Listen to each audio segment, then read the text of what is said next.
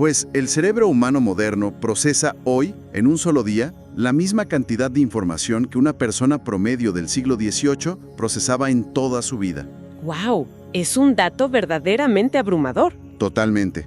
Y bueno, con ese nivel de sobrecarga, pues es una experiencia universal estar frente a una computadora que simplemente deja de responder, ¿no? O sea, cuando hay 50 pestañas abiertas al mismo tiempo. Exacto. Está el correo del trabajo, las noticias, un documento a medias. Sí, 3 videos en pausa por ahí. Ajá, la aplicación del banco.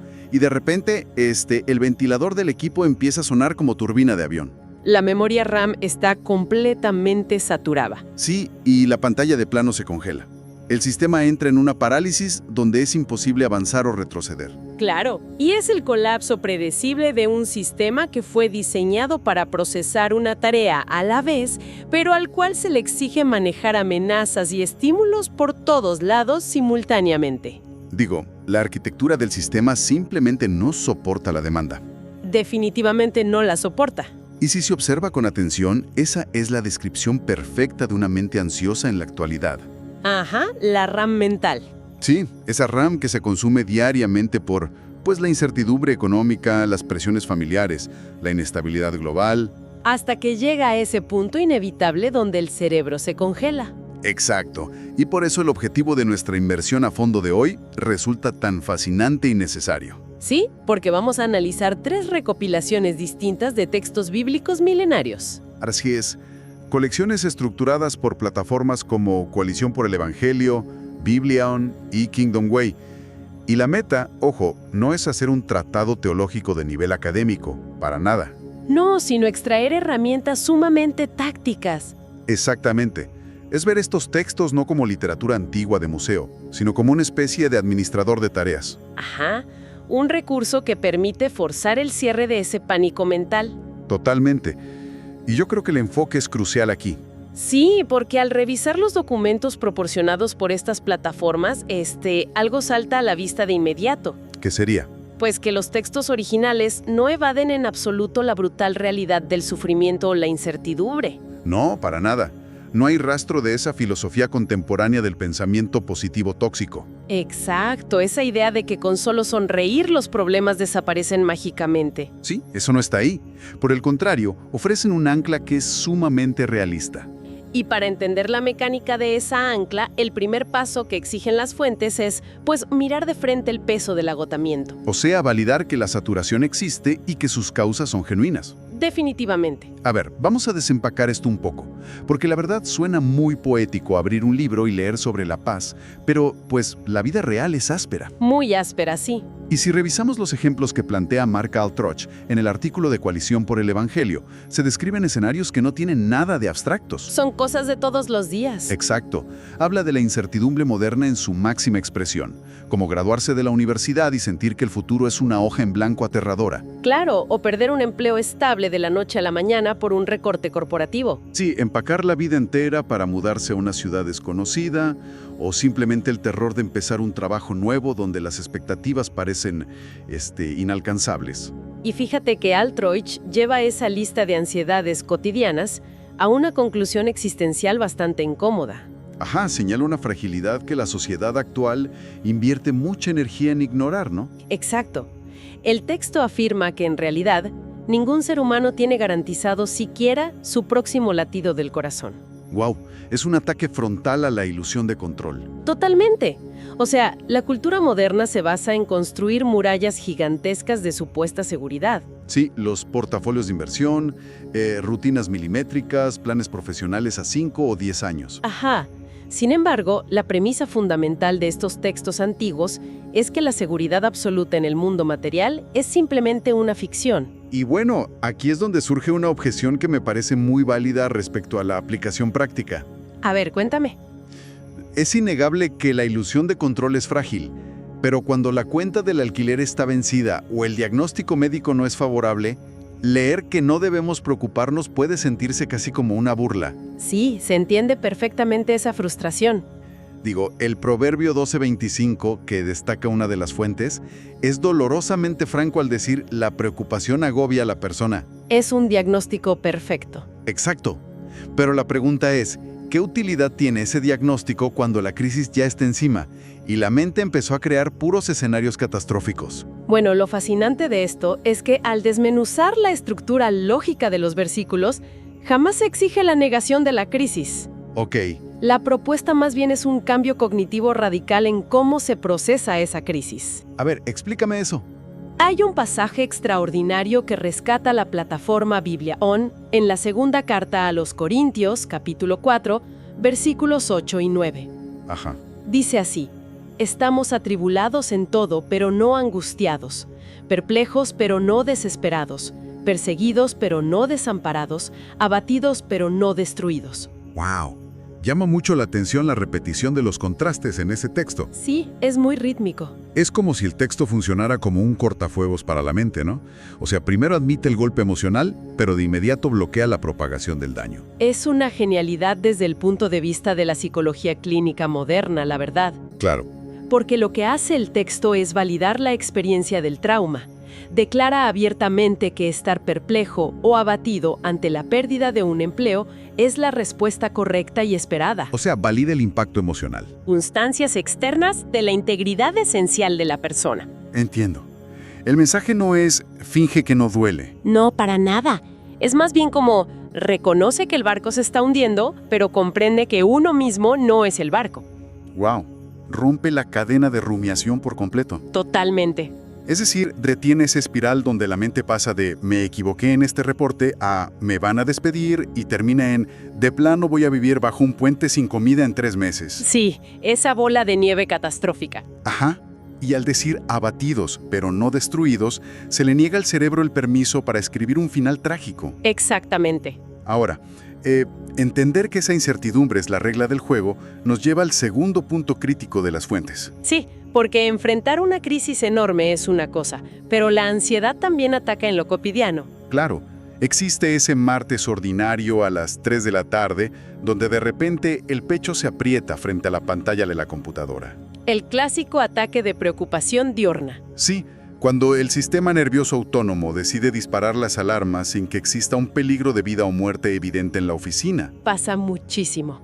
Y para esos momentos, las plataformas como Kingdom Way sugieren una táctica que recuerda mucho a la hidratación en los deportes de alto rendimiento. A ver, esa analogía me interesa. Imagínate que alguien está corriendo un maratón bajo un sol abrasador. No se detiene en el kilómetro 20 para sentarse a consumir una comida de 3 tiempos. Claro que no, eso causaría un colapso masivo. Exacto. La estrategia es tomar pequeños tragos de agua, sorbitos muy rápidos para mantener el sistema funcionando sin perder el ritmo de la carrera. Ah, ya veo por dónde vas. Pues los versículos que destacan las fuentes operen exactamente como esos tragos de agua mentales. Son herramientas de emergencia. Herramientas de emergencia. Me gusta.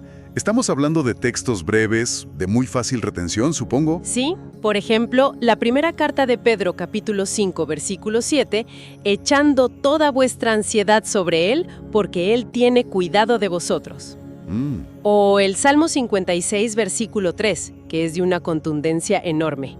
El día en que tengo temor, yo en ti confío. ¡Wow! Esa frase de 12 palabras del Salmo 56 tiene un peso tremendo. Es poderosísima. El día en que tengo temor, yo en ti confío. Es un recordatorio que está diseñado para consumirse en 5 segundos. Exacto, un traguito de agua. Sirve perfecto para recitarse internamente mientras espera el ascensor o, no sé, antes de entrar a una reunión donde habrá confrontaciones. Así es. Pero a ver, profundizando un poco en la mecánica detrás de este consejo, ¿qué ocurre realmente a nivel interno? ¿Te refieres a nivel biológico o mental? Sí, psicológica y neurológicamente. O sea, ¿cómo altera el estado de alarma del cerebro el simple acto de repetir una frase como esa? Bueno, se trata de un concepto conocido como interrupción de patrones. Ok. Cuando el cerebro experimenta ansiedad, crea un circuito cerrado de rumiación. Las neuronas empiezan a dispararse en bucle alrededor de la misma amenaza percibida. Y eso activa la amígdala, ¿no? Exactamente, lo que provoca una liberación constante de cortisol, la famosa hormona del estrés. Claro, y uno se siente terrible. Pues al introducir intencionalmente una oración verbalizada o un pensamiento ancla muy específico, se fuerza un cortocircuito temporal en ese bucle. Es como una manera de arrebatarle el volante al piloto automático del pánico. Esa es una excelente forma de ponerlo. Sin embargo, la interrupción es solo la mitad del proceso. ¿Y cuál es la otra mitad? La verdadera eficacia radica en el nuevo punto de enfoque. Se retira la atención del problema gigantesco y se redirige hacia la figura del cuidador gigantesco descrito en el texto. Ah, ya. Se modifica por completo la jerarquía mental. Totalmente. El cerebro pasa de estar obsesionado con el tamaño de la amenaza a enfocarse en la capacidad del respaldo. Así es, y eso tiene un impacto neurológico que es medible. A ver, explícame más de eso. Pues si analizamos otro de los textos clave, en Filipenses 4, versículos 6 y 7, Ajá. ahí se instruye a presentar las peticiones a Dios para obtener una paz que sobrepasa todo entendimiento. Sí, es un pasaje muy conocido. Bueno, cuando una persona externaliza una preocupación, es decir, la saca de su diálogo interno circular y la verbaliza hacia una entidad externa de autoridad y cuidado, se produce un fenómeno de descarga en la corteza prefrontal. Órale. O sea que la mente de plano deja de percibir que tiene la responsabilidad exclusiva de resolver el escenario catastrófico en ese preciso instante. Exacto. El simple mecanismo de articular y delegar la carga reduce drásticamente el peso subjetivo del estrés. Retomando un poco la metáfora de la computadora del principio. Sí, a ver. Es como encontrar esa aplicación específica que está devorando el 90% del procesador. Ajá. La cierras y envías ese cálculo masivo a un servidor externo en la nube que tiene recursos ilimitados. Totalmente. ¿Y entonces el equipo local vuelve a funcionar con fluidez? Pero bueno, esto plantea un nuevo desafío porque esos tragos de agua son muy útiles para mantenerse en movimiento durante el día a día. Claro. Pero ¿qué pasa cuando el maratón de plano ya se llevó todos los recursos? Porque las 3 plataformas abordan ese escenario tan oscuro del agotamiento crónico. Sí, es un tema recurrente. Hablamos del individuo que lleva meses, o tal vez años, operando bajo un estrés incesante y cuyo tanque de energía marca un cero absoluto. Es un territorio que en la terminología bíblica, específicamente en el Evangelio de Mateo, se describe como el estado de los trabajados y cargados. Ajá. Es literalmente el punto de quiebre donde la pura voluntad ya no es suficiente. Y Mateo 11 ofrece esa famosa invitación al descanso, ¿verdad? Así es. El Salmo 23 también pinta imágenes muy gráficas de aguas de reposo para la restauración del alma. Pero aquí es donde se pone muy interesante. A ver, dime. Porque la plataforma Bibliaon introduce una paradoja que me parece fascinante con el libro de Isaías, capítulo 40, versículo 29. Sí, ese versículo es clave. El texto declara, Él da esfuerzo al cansado y multiplica las fuerzas al que no tiene ningunas. Ajá. Pero si se analiza desde una lógica matemática estricta, pues multiplicar 0 siempre da como resultado 0. Matemáticamente es innegable. Entonces, si un individuo enfrenta un burnout extremo y literalmente ya no posee ninguna reserva física o emocional, ¿cómo es posible multiplicar algo que no existe? Es una gran pregunta. Y si conectamos este versículo con el marco general de la teología que presentan las fuentes, se revela algo profundo. ¿Qué sería? Que el concepto de descanso en este contexto obedece a una física completamente distinta a la humana. Ok, a ver. En la cultura general, el descanso se entiende como una recuperación puramente física. Dormir 8 horas, tomar unas vacaciones en la playa, desconectarse de las pantallas. Sí, echarse a ver series el fin de semana. Exacto. Pero el nivel de cansancio que aborda Isaías es de naturaleza existencial. Es el agotamiento profundo que surge de intentar controlar las variables incontrolables del universo, teniendo capacidades muy limitadas. Es la fatiga crónica que resulta de intentar jugar el rol de, gerente general de la propia vida. Ajá, de tu vida y la de todos alrededor. Sí, asegurándose de que nada falle nunca. Precisamente. Por lo tanto, cuando el texto afirma que se multiplican las fuerzas del que no tiene ningunas, el factor clave es precisamente ese estado de vacío. Ya entiendo. No se trata de motivar a la persona a escarbar aún más profundo en sus propias reservas secas para encontrar algo de resiliencia mágica. Claro, porque si la propia calculadora multiplica el 0, el resultado siempre va a ser 0. Totalmente. La multiplicación de la que habla Isaías requiere una transferencia de dependencia hacia una fuente externa inagotable. Guau. La nueva energía no se genera internamente, proviene de claudicar. Llegar al 0 absoluto es el momento exacto en el que el individuo deja de estorbar. Deja de estorbar con sus propios intentos frenéticos y, pues, fallidos por salvar la situación. Exacto. Esa es una inversión de valores enorme, porque llegar a tener cero fuerzas ya no es el fracaso final. No, para nada. Es más bien el requisito de entrada indispensable para cambiar el origen de la energía. Es como la declaración de rendición absoluta. Mis recursos se acabaron, el control ya no es mío. ¿Sí? Y al soltar ese control frenético se accede a lo que otra de las fuentes subraya en Juan 14:27. Ah, sí. La paz os dejo, mi paz os doy. Modo. Completamente. La primera exige circunstancias perfectas. La segunda exige una perspectiva perfecta. Claro, la paz convencional es frágil porque depende de puros factores externos. Requiere que la cuenta bancaria tenga fondos. Que la salud sea óptima. Sí, y que no existan conflictos familiares. Es, a fin de cuentas, simplemente la ausencia temporal de problemas. Pero la paz que describen estos textos es casi una anomalía para la psicología humana. ¿Por qué lo dices? Porque en lugar de imaginar la calma como un día de campo, sin viento, es mucho más preciso compararla con un instrumento de navegación aérea. Ah, ¿como un giroscopio en el panel de control de un avión comercial? Exactamente ese. Ofrece un horizonte artificial inamovible en medio del caos. Es una analogía sumamente precisa. O sea, la promesa no es que el avión dejará de temblar. No, para nada. La promesa es que el centro de navegación no perderá el equilibrio. Saber que el ancla sostiene aunque el viento ruja con todo, pues es la verdadera definición de esa paz que sobrepasa el entendimiento. Definitivamente. Y para que este horizonte artificial no se quede solo como una bella teoría intelectual. Ajá. La última sección de los materiales analizados ofrece una herramienta que vincula directamente esta teología con el cuerpo físico. Ah, esto es crucial. Es el momento de llevar los conceptos directo al sistema nervioso. Sí, las fuentes destacan versículos que invitan a una quietud corporal que es muy específica. Como el Salmo 116, versículo 7, que dice: «Vuelve, oh alma mía, a tu reposo, porque Jehová te ha hecho bien». O la promesa de Éxodo 33:14, «Mi presencia irá contigo y te daré descanso». Este puente entre lo espiritual y lo físico es vital. Porque digo, la ansiedad no es un fenómeno puramente abstracto en la mente. Claro que no, deja cicatrices somáticas. Sí, se aloja en la tensión muscular, en la respiración que se vuelve superficial y pues en el ritmo cardíaco acelerado. Precisamente por eso, la propuesta práctica que surge de estas plataformas es fusionar la respiración diafragmática profunda con las verdades de estos textos. Es fascinante. La dinámica sugerida es sencilla pero muy poderosa. Se inhala la verdad de la promesa y se exhala la tensión de la ansiedad. Ajá. Tomando como base el Salmo 116, el ejercicio mental durante la respiración sería más o menos así. A ver, guíanos un poco. Al hacer una inhalación lenta y profunda, la mente recita: «Vuelve, oh alma mía, a tu reposo». Ok.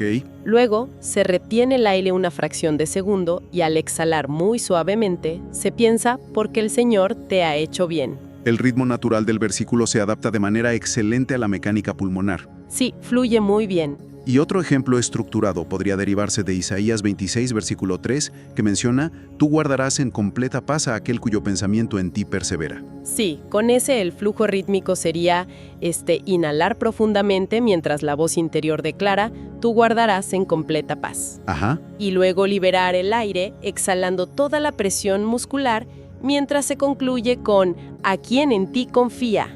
Suena muy bien, pero, a ver, en este punto yo creo que es necesario plantear un poco de resistencia. Adelante. Si se analiza estrictamente desde la ciencia, respirar de forma diafragmática estimula el nervio vago. Así es. Y eso envía una señal biológica de seguridad al cerebro primitivo, disminuyendo la producción de adrenalina. Es mecho biológico. Entonces, si la biología es la que está haciendo todo el trabajo pesado de relajar el cuerpo, ¿por qué no simplemente respirar profundo mientras se piensa en, no sé, la lista del supermercado o en la tabla del 9? Claro. Digo, si el nervio vago es la llave, no sale sobrando añadirle un texto milenario. Suena que se están forzando dos disciplinas distintas para que encajen a la fuerza. Mira, esa es una de las preguntas más críticas e importantes que se pueden hacer sobre este enfoque. Sí, porque la duda es natural. Y la respuesta radica en cómo estos textos comprenden la naturaleza y el diseño de la persona en sí. A ver, explícate un poco más. El ser humano no es un cerebro flotando en una solución salina desconectado del cuerpo, ¿verdad? Ni tampoco es un espíritu etéreo. No, somos un paquete completo. Exacto. El cuerpo físico, la cognición racional y la dimensión espiritual operan como un sistema hiperconectado. Ok. Es cierto que la respiración calma la máquina fisiológica, pero si al mismo tiempo la mente consciente está repasando la lista del supermercado o las deudas atrasadas, Ajá. pues la amígdala, que es el centro del miedo en el cerebro, sigue detectando escasez y amenaza. O sea, el nervio vago dice estamos a salvo, pero la mente responde, no, recuerda que nos falta dinero, creando un conflicto enorme en el sistema. Exactamente. Hay una disonancia. Claro. Y la genialidad de combinar la respiración con la promesa teológica es que se ataca la ansiedad con fuego cruzado. Fuego cruzado, me encanta el término. Por un lado se calma el hardware corporal y por el otro el software cognitivo recibe una señal inquebrantable de seguridad absoluta. Wow. Es la definición más alta del concepto de meditar. Sí, porque cuando Isaías 26 habla de perseverar el pensamiento, pues se refiere a fijar la atención en una certeza trascendente, ¿no? Así es. Utilizar la respiración como un metrónomo para mantener el enfoque mental fijo en esa paz, pues genera una coherencia interna que la lista del supermercado jamás, pero jamás podría proporcionar. Tiene todo el sentido del mundo. Es proveerle a esa computadora mental colapsada un único proceso limpio, ordenado y de altísima prioridad. Y con eso, forzando a que todas las ventanas de pánico que están corriendo en segundo plano se cierren simplemente por falta de atención. Resulta una práctica espectacular para implementarse, no sé, en cualquier sala de espera, antes de una entrevista de trabajo o en el trayecto pesado de regreso a casa. Totalmente práctica. Y así, esta revisión minuciosa llega a perfilar un sistema completo de respuesta ante la incertidumbre. Sí, vimos cómo se comenzó desmantelando la frágil ilusión de control humano frente a una realidad que golpea sin avisar. Pasando luego por la validación profunda de la experiencia humana, porque entendimos que sentir perplejidad y abatimiento no solo es natural, Sino que los propios textos lo reconocen como el punto de partida, siempre y cuando no se permita que la catástrofe dicte el desenlace final. Exacto. Y también se identificó la necesidad de esos sorbos de agua mentales. Ajá, las oraciones de 5 segundos. Sí, que funcionan como herramientas de interrupción neurológica para, de plano, cortar las espirales de rumiación. Y cuando ese enfoque no es suficiente porque las reservas de energía llegaron al fondo absoluto, pues exploró la profunda paradoja del agotamiento. Ese entendimiento contraintuitivo de que tener cero fuerzas es la condición indispensable para ceder el control. Sí, para permitir que una fuente inagotable asuma de una vez la carga del gerente general. Finalizando con la aplicación somática, aterrizando la teología directamente en el sistema nervioso mediante la respiración. Una respiración anclada en promesas de cuidado y paz inamovible, muy similar al giroscopio que mantiene la orientación en medio del caos. Lo más destacable de todo este análisis es comprobar que estos materiales, pues, no son reliquias históricas hechas para acumular polvo en un museo de antigüedades. No, operan como un botiquín de primeros auxilios diseñado con precisión quirúrgica para las urgencias del caos contemporáneo. Totalmente de acuerdo. Y, bueno, antes de concluir, hay una imagen que propone el texto de Isaías 40. Ah, sí. Aquella promesa sobre multiplicar fuerzas y cómo quienes esperan levantarán alas como las águilas. Sí, claro. Creo que eso merece una reflexión final mucho más profunda. Es una excelente idea para dejarla sobre la mesa hoy. A ver, te escucho. Porque cuando se piensa en el momento de quiebre absoluto, ese instante donde la ansiedad paraliza todo, pues la reacción natural es el terror. Obvio. Se percibe como el final de toda resistencia. Pero, ¿qué sucedería si se cambia el lente de esa experiencia? Ok, ¿a qué te refieres? Si la promesa declara que la energía infinita solo aparece cuando los recursos propios se han extinguido por completo, Ajá. ¿qué tal si ese sentimiento de vacío total no es una tumba, sino exactamente el trampolín necesario? ¡Wow! El desafío intelectual y espiritual es considerar que tocar fondo no es el punto de la derrota final, sino el requisito ineludible de la aerodinámica para poder, por fin, experimentar el vuelo del águila. ¡Qué barbaridad! Esa posibilidad altera radicalmente la perspectiva sobre los días más oscuros. Completamente. Sugiere que el colapso del sistema bien podría ser el verdadero inicio de su mejor funcionamiento. Así es. Y bueno, con esta reflexión se da por terminado el análisis a fondo de hoy, agradeciendo profundamente el tiempo dedicado a desentrañar todos estos textos.